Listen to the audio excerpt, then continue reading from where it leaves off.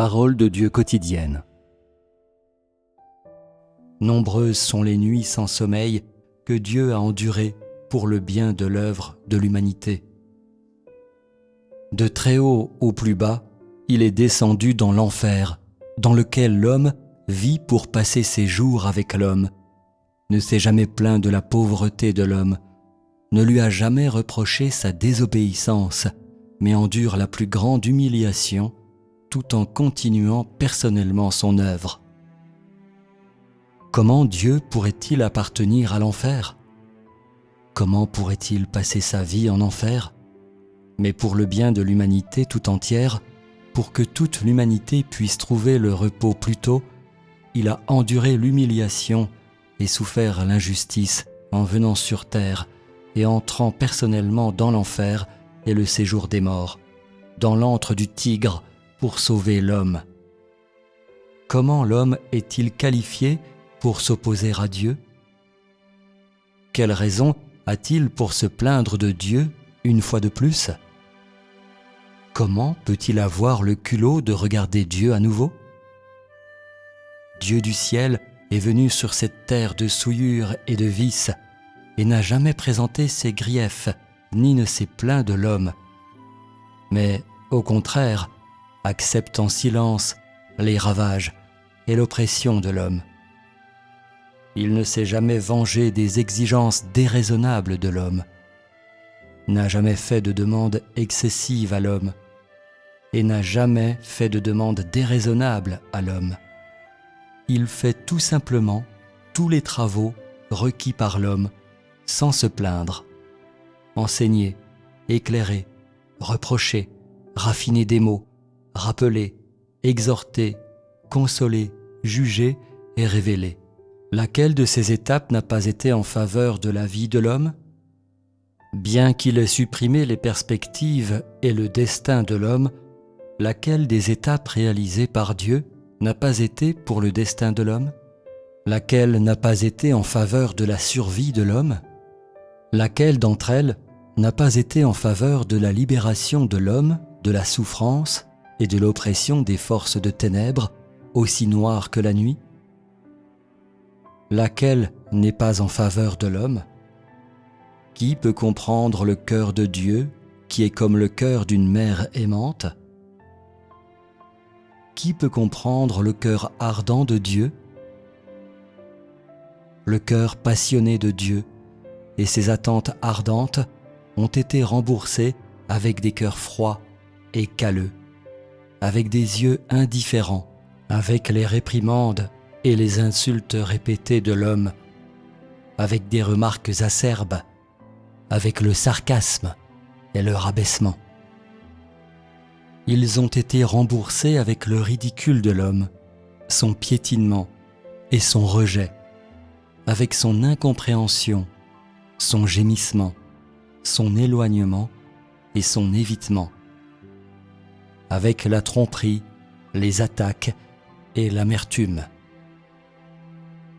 Rencontrés avec un front sévère et la froide défiance de 1000 doigts accusateurs, la tête inclinée, servant les hommes comme un bœuf obéissant.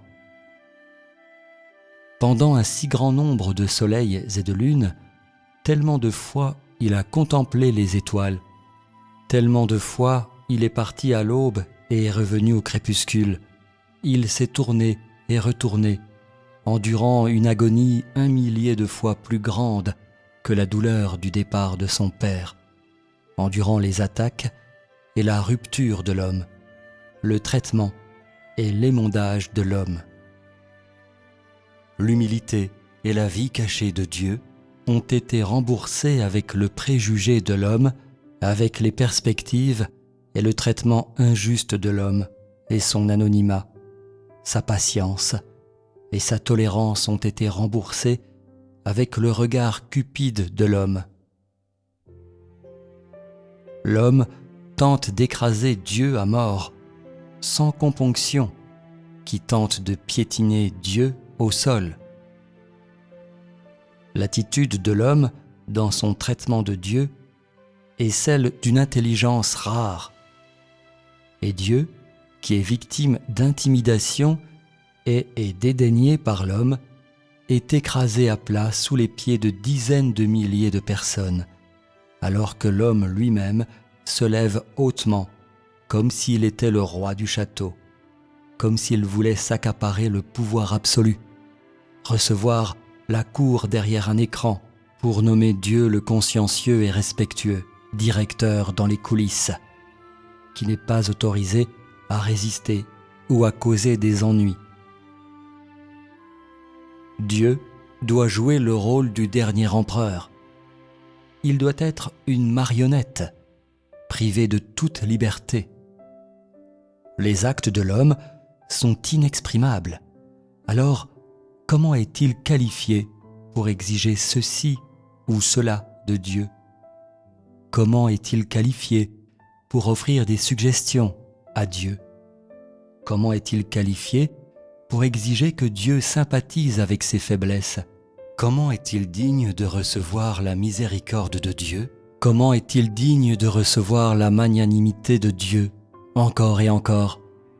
Comment est-il digne de recevoir le pardon de Dieu encore et encore? Où est sa conscience? Il a brisé le cœur de Dieu il y a longtemps. Il a depuis longtemps laissé le cœur de Dieu en morceaux. Dieu est venu parmi les hommes avec des yeux brillants et affectueusement, espérant que l'homme soit charitable envers lui, même si ce n'était qu'avec un peu de chaleur. Pourtant, l'homme tarde à réconforter le cœur de Dieu, qui n'a reçu qu'une suite d'attaques et de tourments. Le cœur de l'homme est trop cupide. Son désir est trop grand. Il ne peut jamais être repu. Il est toujours espiègle et téméraire. Il n'accorde jamais à Dieu sa liberté ou son droit de parole et ne laisse à Dieu aucune autre option que de se soumettre à l'humiliation et de permettre à l'homme de le manipuler à sa guise.